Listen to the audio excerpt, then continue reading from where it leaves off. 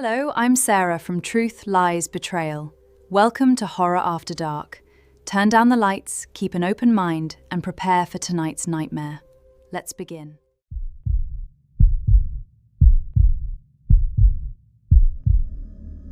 The security camera showed me standing outside Unit 237. The only problem was, I was watching the footage from the security office when it happened.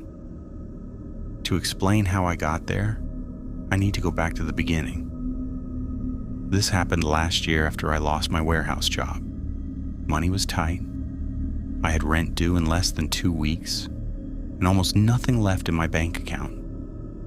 So when I found a night shift security position paying far more than it should have, I applied immediately. The place was called Blackwood Storage. It sat on the edge of town in an industrial district surrounded by abandoned buildings and empty parking lots. During the day, it looked ordinary. At night, it felt completely different.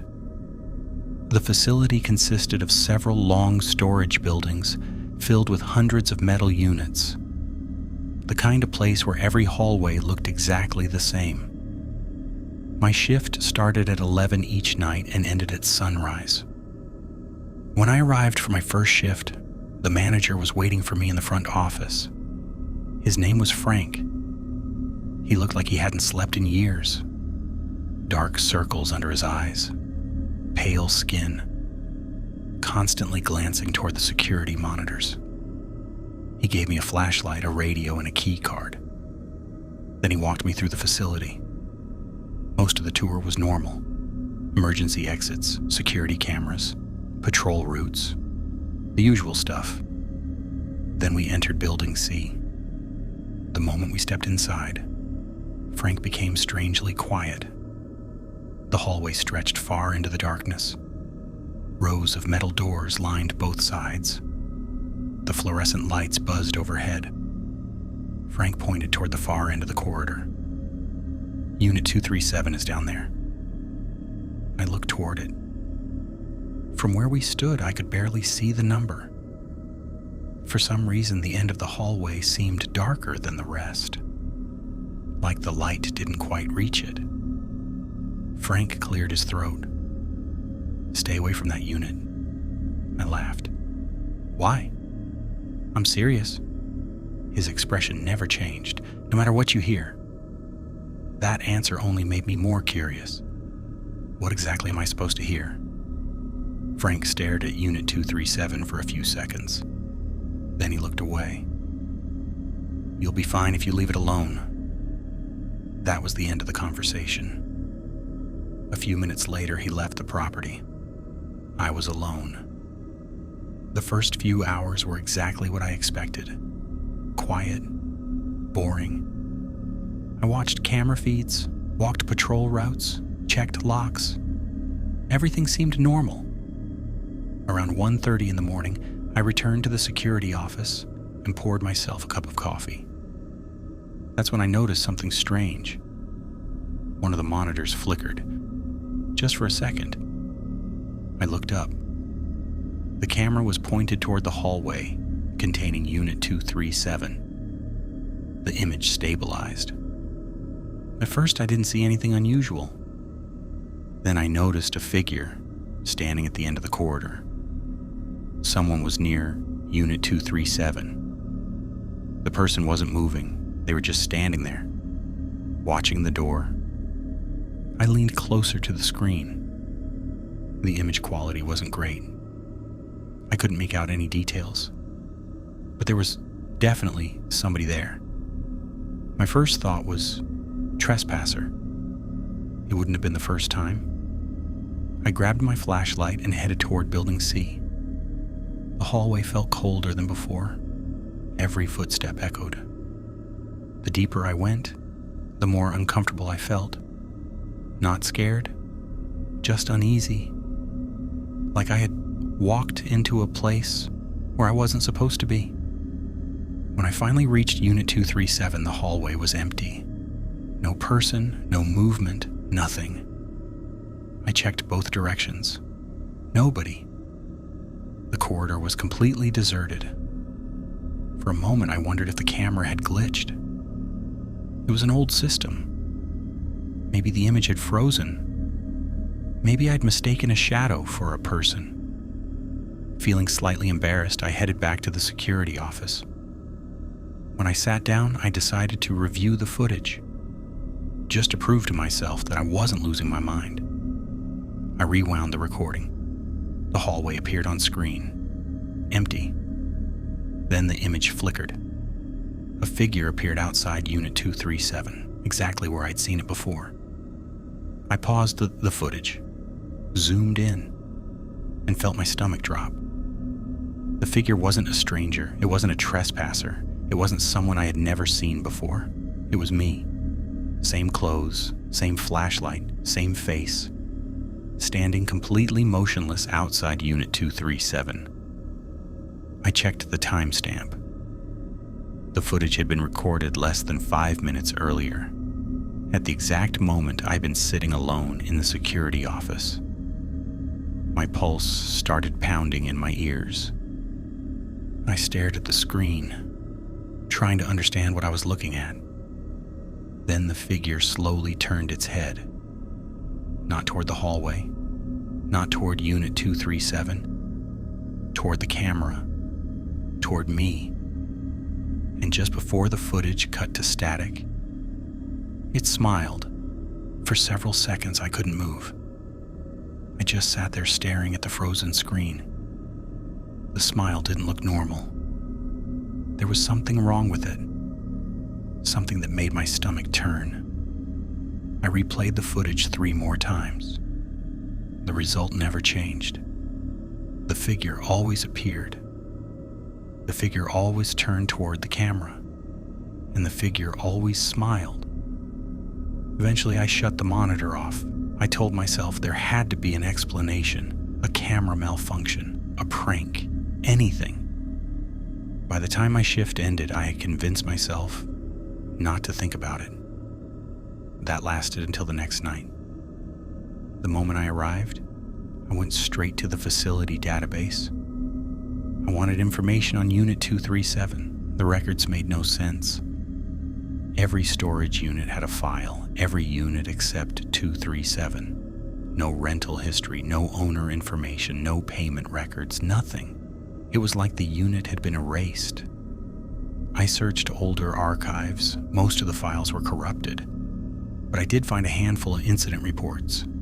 Each one ended the same way. Night guard missing. Investigation inconclusive. No further information. The reports were years apart. Different employees, different circumstances. But they all mentioned one location, Unit 237. A cold feeling settled in my chest. Then I heard a loud metallic sound. Clang. The noise had come from Building C. A few seconds later, it happened again. Like something striking metal from the inside. I grabbed my flashlight and headed down the corridor. The building felt unusually cold. My breath was visible. The farther I walked, the quieter everything became. Even the hum of the fluorescent lights seemed distant. Then I heard something else. Crying. Soft. Barely audible. I stopped walking. The crying continued. It was coming from the end of the hallway, from Unit 237. I should have turned around. Instead, I kept moving, step by step. The crying grew louder, more desperate. When I finally reached the unit, I pressed my ear against the metal door. The sound stopped immediately. Silence. For a moment, I wondered if I'd imagined it. Then a voice spoke, very quietly. "Hello?" My heart skipped a beat. Someone was definitely inside. The voice sounded weak, exhausted, like they had been trapped for a long time. "Please." I stepped back from the door. Every alarm bell in my head was going off. The unit wasn't rented. Nobody should have been in there. I reached for my radio. Only static answered. The voice came again. Can you hear me?" I froze. Something about the voice felt familiar. I couldn't explain why, but I knew I'd heard it before. The person inside sounded terrified, almost on the verge of tears. "Please help me." I slowly moved closer to the door again. The voice cracked. "I don't want to stay here anymore." A chill ran down my spine, because I finally realized why the voice sounded familiar. It sounded exactly like me. Not similar, not close, exactly. Same tone, same accent, same voice. I backed away so fast I nearly dropped the flashlight. The voice instantly stopped talking. Several seconds passed. Then it laughed, very softly. The sound echoed through the metal door. My pulse started racing. I turned and began walking away. Then the voice spoke again, this time calm, controlled, almost amused. "Why are you leaving?" I didn't answer. I kept walking. The voice followed. Not physically, but every word seemed to reach me no matter how far I moved. "Don't you want answers?" I walked faster. The hallway suddenly felt much longer than before. Then the voice said something that made me stop. It said my first name. I slowly turned around. The corridor was empty. The unit remained shut. The voice spoke again, this time using my full name. Perfectly, every syllable, as if it had known me my entire life. My hands were shaking. I didn't know what was inside that unit. I didn't want to know. Then came the final words. The words that still haunt me. The voice pressed itself against the other side of the metal door and whispered, "Please let me out."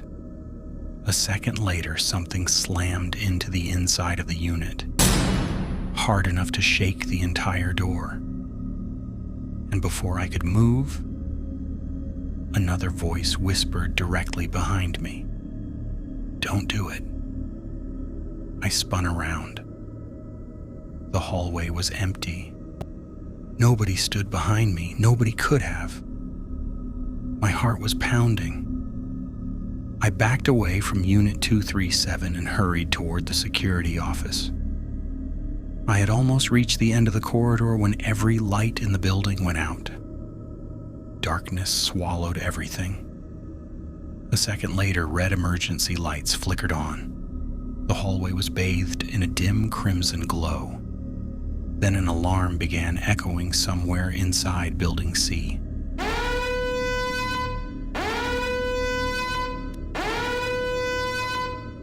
I looked back toward Unit 237. The door was open, just a few inches. The lock was gone. For several seconds, I stood there frozen. Then curiosity got the better of me. I approached the unit and slowly pulled the door open. What waited on the other side made no sense. The storage unit wasn't a storage unit. Instead of a small room, there was a long concrete corridor stretching deep into the darkness, far deeper than the building should have allowed.